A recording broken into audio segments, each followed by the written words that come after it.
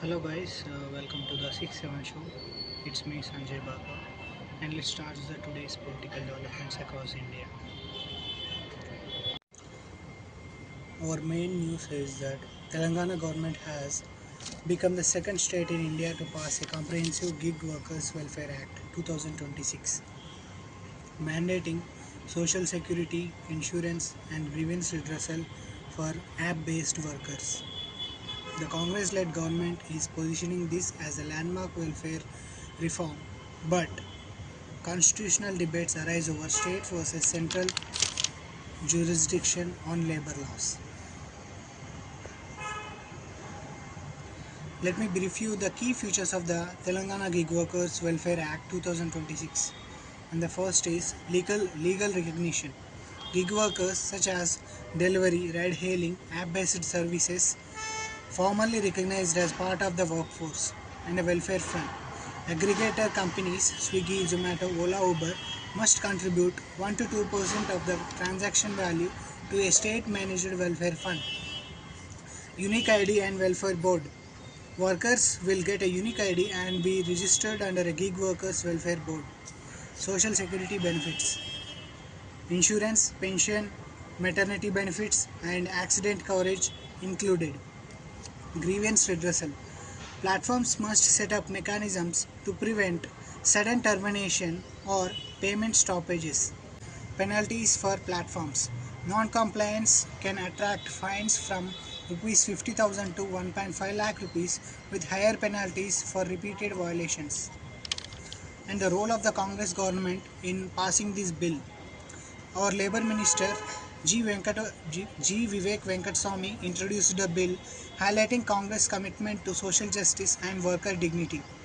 This move aligns with the Congress' national narrative of Nyay, justice for workers, and Telangana is being showcased as a model state for gig workers protection, potentially influencing other states and other states with similar laws.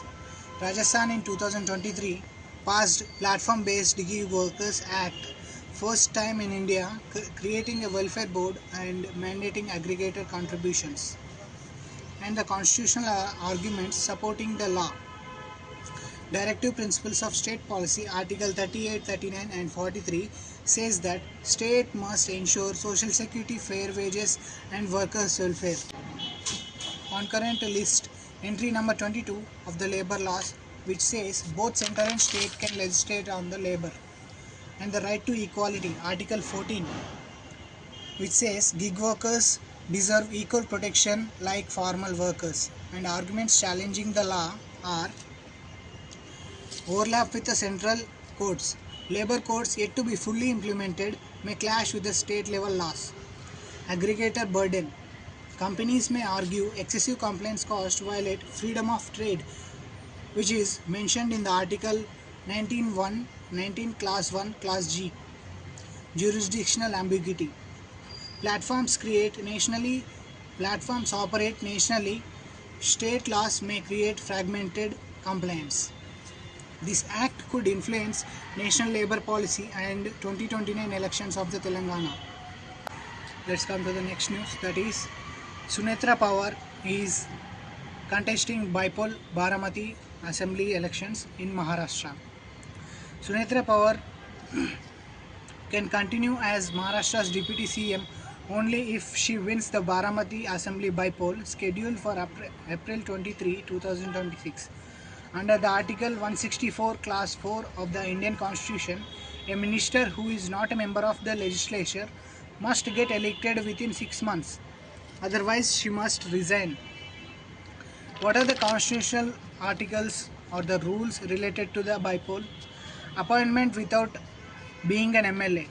Article 164 Class 4 of the Indian Constitution says that a person can be appointed as a minister, including Deputy CM, without being an MLA or MLC, but on one condition, that is, she must get elected to either the Legislative Assembly or Legislative Council within the 6 months of the appointment. If not elected, she automatically ceases to be a minister. And let me explain you about current situation. Due to Ajit Pawar death on January 28, 2026, vacancy was created in Baramati Assembly seat. Sunetra Pawar took oath as Deputy CM soon after inheriting portfolios except finance and planning. She is contesting the Baramati Bypoll on April 23, 2026 to secure constitutional legitimacy. And the main contestants in the Baramati Bypoll elections are Sunetra Pawar from NCP faction, who is currently Deputy CM, and Akash Moore, who is from Congress. What happens if she loses the Bypoll elections? If Sunetra Pawar fails to win, she cannot remain Deputy CM beyond 6 months. The Chief Minister must either reassign the Deputy CM post or ask her to resign. This is a mandatory constitutional requirement not subject to political negotiation. Let's come to the third news of the day, which is FCRA Bill 2026, which stands for Foreign Contribution Regulation Act 2026. The Foreign Contribution Regulation Act Amendment Bill 2026 has sparked major controversy because it gives the government sweeping powers to regulate NGOs receiving foreign funds, including the ability to seize their assets if licenses lapse. Supporters argue it is necessary for national security and transparency, while critics warn it threatens religious freedom, civil society autonomy, and could stifle the welfare work. Let me explain you what is the FCRA, Foreign Contribution Regulation Act 2026. Foreign Contribution Regulation Act governs how NGOs, trusts, institutions in India receive and use foreign donations. And what is the aim of the Foreign Contribution Regulation Act? Its aim is to ensure foreign funds do not harm national interest, sovereignty, or public order.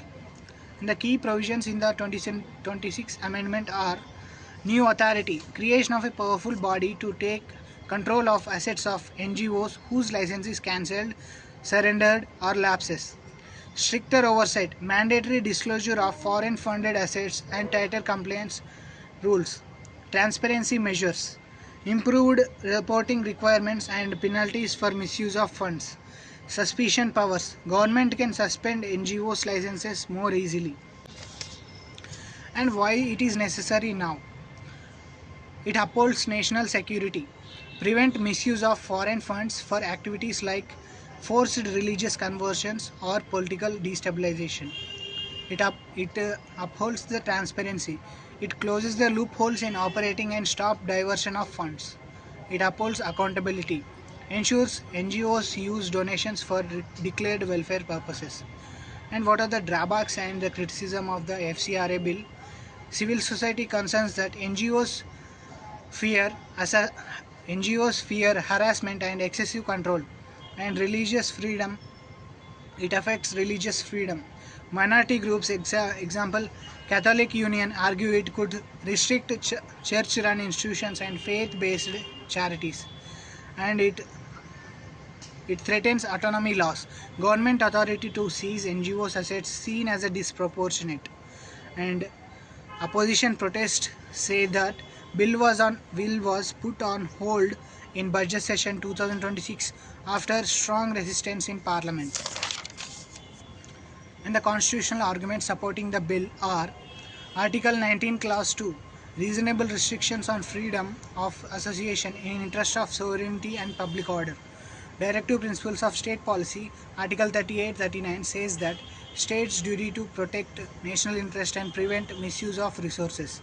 Constitutional arguments opposing the bill, Article 19 Clause 1 Clause C says that right to form associations could be curtailed.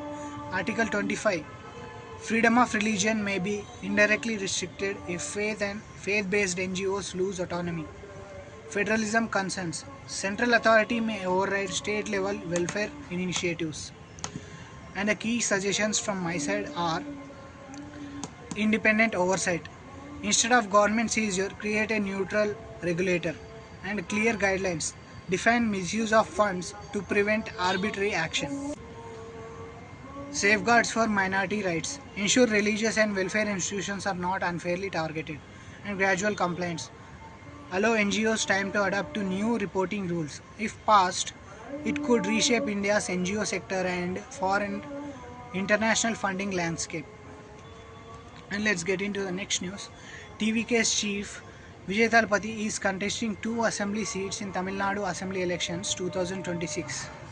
I often get doubt how one candidate can contest 2 seats like Revanth Reddy, current CM of Telangana, contested from Kamareddy and Kodangal, and the former CM of Telangana contested from Gajwel and Kamareddy in the recent assembly elections in 2023. I will clear this doubt with you. TVK Chief Vijay Thalapathy can legally contest 2 assembly seats in Tamil Nadu Assembly elections 2026. This is allowed under Section 33, Clause 7 of the Representation of the People Act 1951, which permits a candidate to contest from a maximum number of 2 seats in the Lok Sabha or State Assembly elections. However, if he wins, he must vacate 1 seat, leading to a by-election. And I get doubt on what constitutional basis it is allowed. Representation of People's Act 1951, Section 33, Clause 7 explicitly allows a candidate to contest 2 constituencies in Lok Sabha or State Assembly elections. Earlier, candidate could contest unlimited seats, but the 1996 amendment restricted it to 2 seats maximum, and the Supreme Court's ruling 2023 says that it rejected petitions challenging this provision. Court says that it is a matter of parliamentary sovereignty and parliamentary political democracy, and the parliament alone can change this law and not the judiciary. And why it is allowed? It upholds the democratic choice, gives leaders flexibility to contest from strongholds or symbolic seats, and it is the political strategy. Leaders often contest 2 seats to ensure victory in one constituency if one constituency is risky. And the historical practice. Indira Gandhi, Narendra Modi and Rahul Gandhi and others have contested multiple seats in past elections. The issues and the drawbacks arising from these elections, which is 2 seats for one candidate. And the by-elections burden. If a candidate wins both seats, one must be vacated, causing extra cost and delay. And the voter confusion. Constituency voters may feel betrayed if their representative resigns immediately. And the criticism it is getting. Election Commission has suggested limiting candidates to 1 seat only to avoid unnecessary bypolls. Thalapathy Vijay is using a legal loophole under Section 33, Clause 7 of the Representation of the People Act 1951 to contest 2 seats. While this is allowed in Assembly and Lok Sabha elections, it is not allowed in local bodies, urban local bodies and Rajya Sabha and MLC elections. And let's get into the next news. Days after joining the BJP, tennis legend Leander Paes has been granted X-category security cover. What does this mean, and how does India's security system work for leaders and VIPs? And what is the X-category security? India has graded security system for VIPs provided by central or state agencies. X category is one of the lower levels of VIP security. It usually involves 2 armed forces personnel, sometimes 1 to 2 commandos plus 1 escort. Protection is given based on the threat perception, not just political status. Let me explain you the security categories in India. SPG, Special Protection Group, and which is the elite force.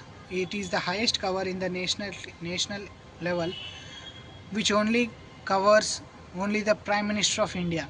And Jet Place category, it is the 55 personnel NSG commandos and escort vehicles. Who gets it? The top leaders facing high threat. And Z category, 22 personnel. Who gets it? Senior leaders, chief ministers. Y plus category, 11 personnel. Who gets it? MPs, ministers. Y category, protection level, 8 personnel. Who gets it? Mid-level leaders. And X category, which is being given to the Leander Paes, which is 2 personnel. Who gets it? Low level threat perception. And why it is important? Security is not a privilege, but based on the intelligent reports. And the political angle is often leaders or celebrities joining major parties get security cover instantly. Public debate is that critics argue it burdens taxpayers while supporters says it ensures the safety of national figures. And leaving you on that note, and thank you for watching.